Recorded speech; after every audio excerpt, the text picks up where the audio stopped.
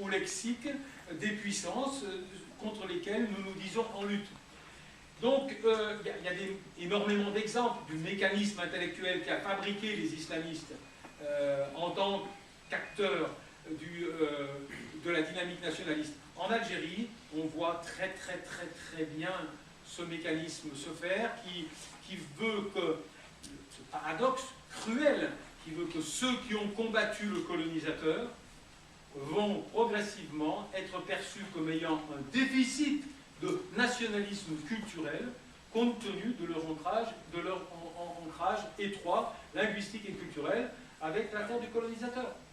Et dans la poussée du fils, il va se produire un effet extraordinairement pervers. C'est le rôle, bien sûr, de la France. La France va paradoxalement soutenir ce FLN qu'elle avait combattu et qu'il avait combattu, et chaque fois qu'elle va soutenir le FLN, elle va crédibiliser la rhétorique du FIS, qui entend démontrer l'illégitimité des élites nationalistes, dans la mesure où elles ne sont même plus en tension politique avec l'environnement de la métropole française.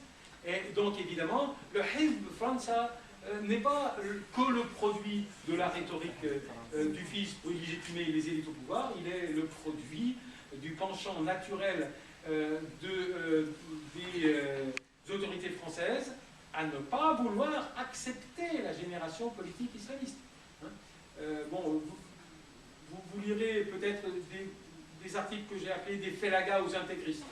On a combattu et criminalisé les félagas, et après les félagas sont devenus nos meilleurs amis pour lutter contre ce qui était le troisième moment de la dynamique nationaliste. Et donc il faut comprendre ça, il faut comprendre le mécanisme de la fabrication de la génération de l'islam politique pour comprendre la situation, la dimension inextricable de la situation dans laquelle on va se trouver. Qu'est-ce qu'on va emprunter à l'expérience algérienne qui va nous permettre de dire qu'elle a une valeur exemplaire jusqu'à ce jour dans la reconstitution du tissu politique des sociétés qui sortent de la période immédiatement postérieure à l'indépendance. C'est Rome. Fête majeure. Il y a une italienne ici, donc elles se sentent obligées de faire la maligne parce que Sant'Egidio et Rome sont des institutions plus connues en Italie qu'en France par la force des choses. Que va-t-il se passer de remarquable dans la dynamique politique algérienne après, bon, j'ai sauté peut-être la phase répressive, hein, on va peut-être juste prendre quelques minutes pour rappeler le mécanisme de la répression qui s'instaure. Bon, je l'ai initié, hein, le parti qui a gagné les urnes, on le dissout. Le dispositif d'information est totalement contrôlé, on ne peut plus maintenant reproduire que les communiqués du ministre de l'Intérieur. Et on va employer une méthode qui va être la même que va employer le pouvoir syrien. On va faire en sorte d'obtenir un vrai prétexte pour utiliser la force. C'est-à-dire qu'on va faire en sorte d'avoir un adversaire qui est non seulement militarisé, mais absolument insupportable aux yeux de l'environnement aussi bien local qu'international. Et le gouvernement syrien, en mai 2011, libère plusieurs centaines de djihadistes qu'il a manipulés dans le conflit irakien et dans le conflit libanais. Le gouvernement algérien va emprunter des raccourcis plus directs que ça, mais disons qu'il va à la fois la répression, la violence extrême de la répression va fabriquer une militarisation, une contre-violence militaire de la part du FIS et des mouvements qui sont à sa périphérie, avec des divisions, avec des dissensions, etc., etc. Mais il va prendre le contrôle de ces groupes. Il va prendre le contrôle de ces groupes et il va arriver à cette situation absolument extraordinaire où il peut parler en son nom, il peut parler et agir en son nom et en le nom et en la personne de ses adversaires supposés. C'est-à-dire qu'il a vraiment une marionnette en main, et chaque fois qu'une solution politique apparaîtra comme crédible, aussi bien dans le tissu politique algérien que dans le tissu international, et notamment français, on aura un afflux de violence totalement inacceptable. L'opinion publique internationale va être placée sous perfusion anesthésique, hein, qui va l'empêcher de penser qu'il peut y avoir une solution politique au conflit algérien. Chaque fois qu'une solution politique est pensable, et alors ça nous permet d'arriver à Rome. Le moment où une solution politique apparaît la plus crédible, c'est Rome. C'est-à-dire que le paysage, après 4 ans de guerre terrifiante, tout le paysage partisan algérien, à l'instigation d'une association, d'une ONG italienne qui s'appelle Saint-Egidio, se réunit à Rome et adopte, j'ai fait une photocopie pour ne pas oublier, une plateforme pour une solution politique et pacifique de la crise algérienne, qui réunit, on pourrait la lire, mais disons qui atteste, ce qui nous intéresse c'est les barbus, hein, c'est qui atteste de la capacité des barbus, représentés par Anouar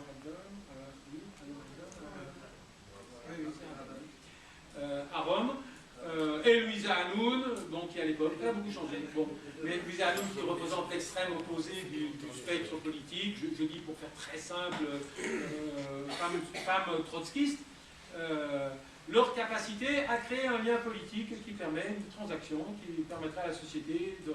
Et ça, c'est mortel pour le régime. Ça lui fiche une panique de chez panique. Comment réagit-il? Qu'est-ce qu'il fait à ce moment-là? Et qui c'est le monsieur qui joue un rôle très important? C'est monsieur Juppé. Monsieur Juppé fait partie du petit nombre du personnel politique français qui ne dit pas non immédiatement à Rome, qui dit non, nous, c'est intéressant, etc. Et ça crée une panique totale et absolue chez les détenteurs du pouvoir algérien. Qu'est-ce qu'ils font?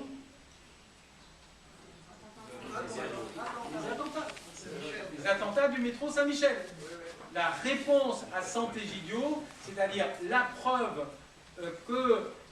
qu'il ne pouvait pas y avoir une solution politique à la crise algérienne, puisque cette solution politique, elle mettra en danger évidemment les détenteurs du pouvoir. Il fallait une overdose nouvelle de violence, et ça va donner lieu, il y avait eu l'Airbus dans les mêmes conditions, mais il y a un monsieur dont le nom devrait être célèbre, il s'appelle Ali Touchen, qui va coordonner alors il se trouve que je ne connais pas trop mal ce dossier parce que j'étais expert devant la cour d'assises pour le terrorisme à Paris, l'expert de la défense du jeune garçon qui avait été ramené de Londres.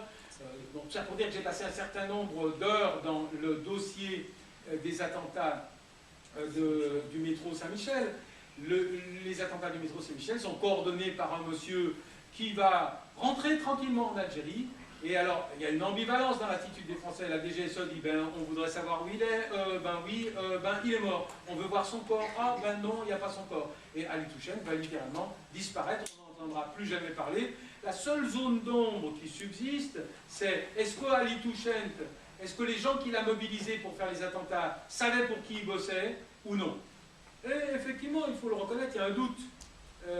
Alzheimer me prend tous les noms, mais le garçon qui était jugé à Paris, qui a été extradé de Londres et qui était supposé être le financier des attentats, voilà. Jusqu'à présent, on peut se poser la question, est-ce qu'on lui a fabriqué des fausses preuves? Les Algériens étaient super doués pour fabriquer de la fausse preuve. Les Français aussi, ils l'ont fait.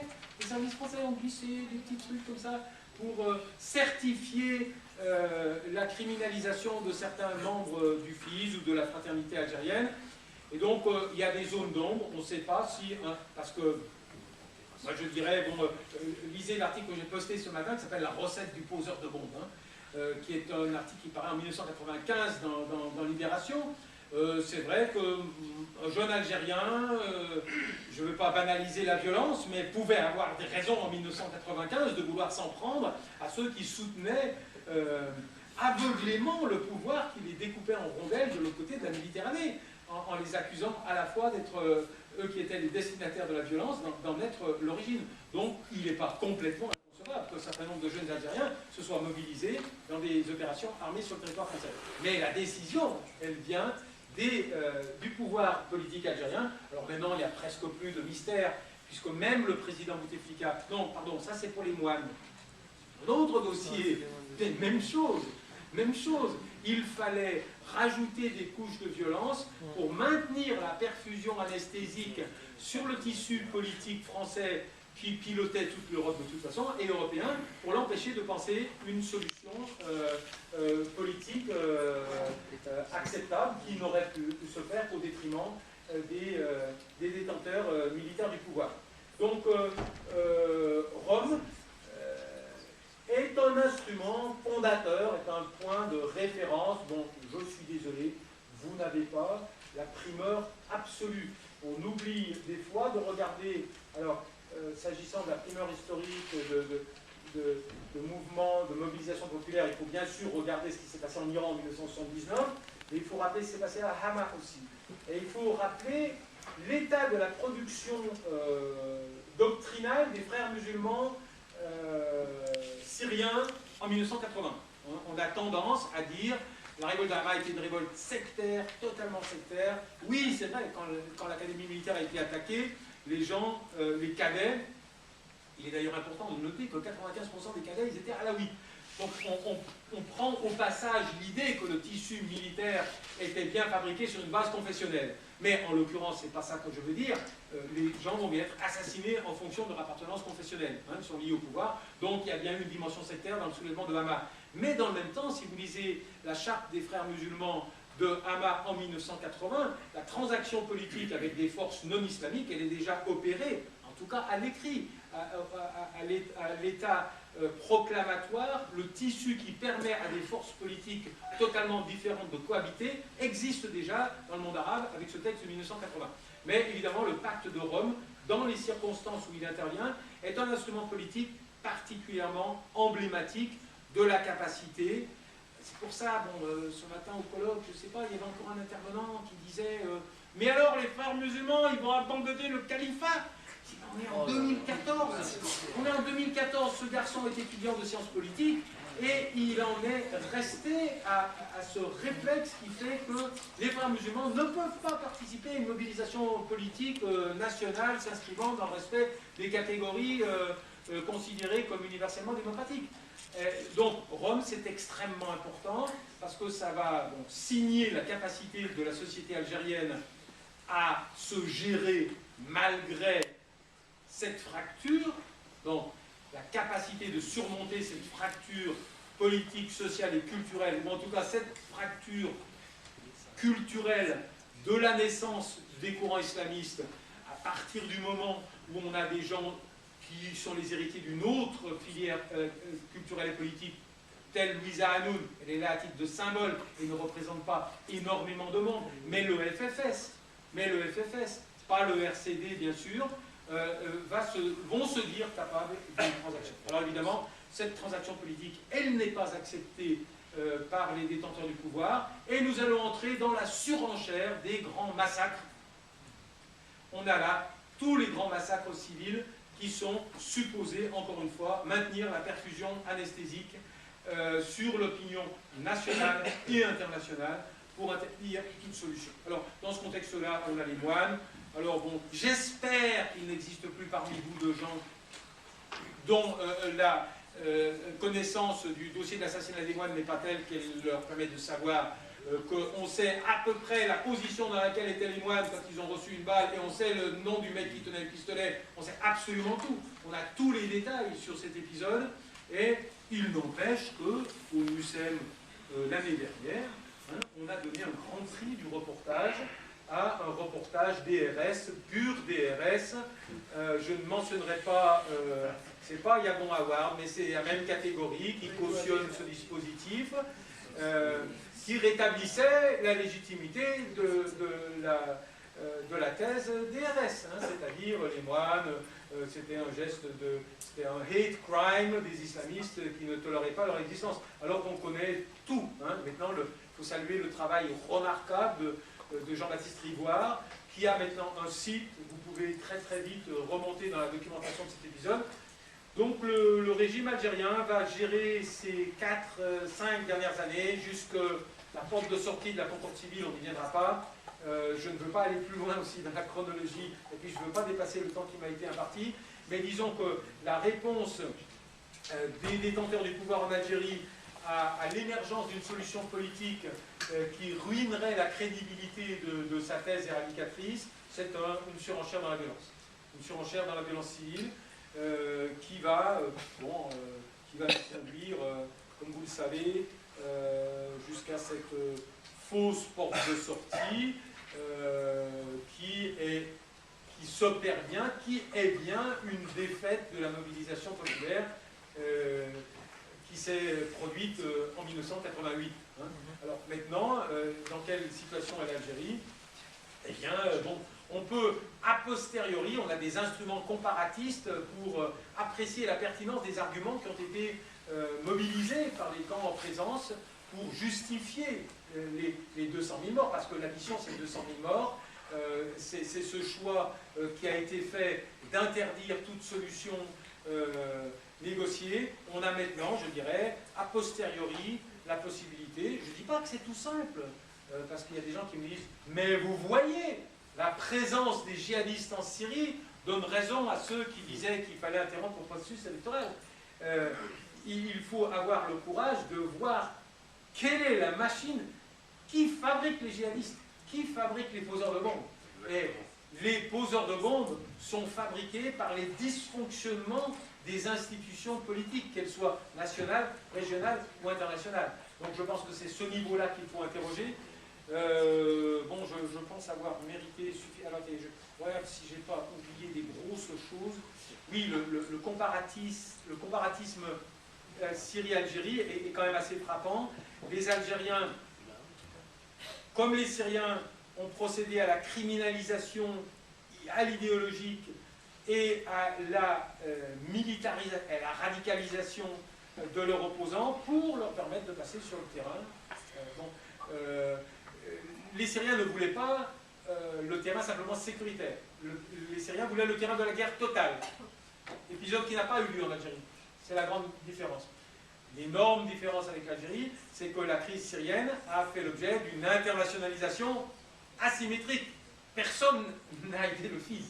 Le FIS était dans une magnifique solitude, alors que l'opposition syrienne, même si elle a eu des amis qui n'en sont pas tous, même s'il y a beaucoup à dire sur le dispositif de relais internationaux, l'internationalisation s'est opérée de façon moins unilatérale. L'internationalisation de la crise algérienne, c'est qu'on a tapé sur tous les militants du FIS, on a fabriqué en France cet épisode extraordinaire, qui est-ce qui me rappelle le nom, l'opération Chrysanthème, où est-ce qu'ils ont terminé tous les jeunes gens qui sont partis en Afrique après, hein? À Folembray, l'opération de Folembray.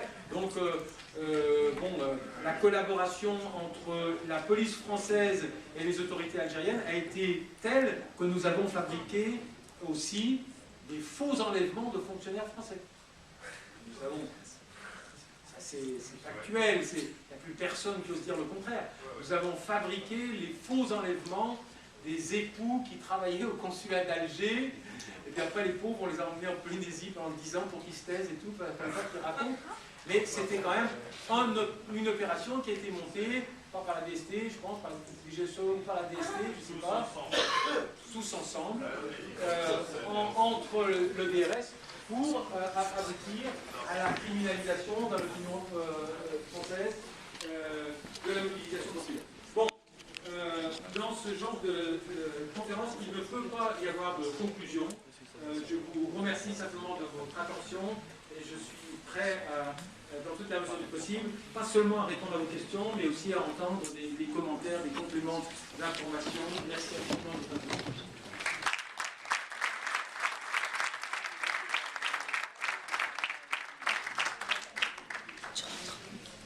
Merci beaucoup pour cette grosse intervention.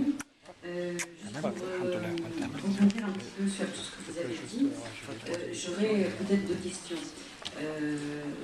là, actuellement, en fait, il y a un contexte électoral qui suscite beaucoup de contestations en Algérie et en France également.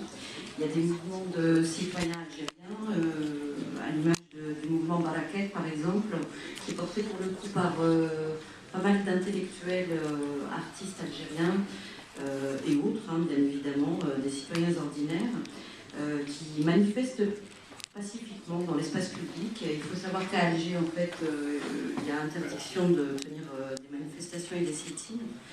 Et on voit un petit peu s'agréger, en fait, de manière assez transversale, et au-delà, en fait, des anciens clivages